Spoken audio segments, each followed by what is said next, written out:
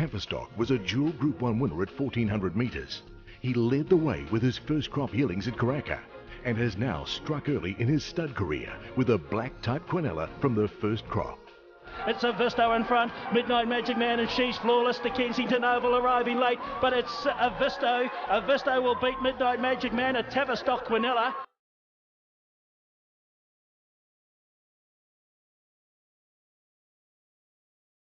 For 2 decades, Zabeel has stood tall amongst the very best stallions available in the red-hot environment of the Australasian breeding marketplace. No other stallion in this part of the world can match his individual Group 1 winning tally, and now he's the dominant force as a broodmare sire. Zabeel, 14 Dewar Awards, 139 black type winners and worldwide progeny earnings of $162 million. Every bit the benchmark of Australasian stallion excellence.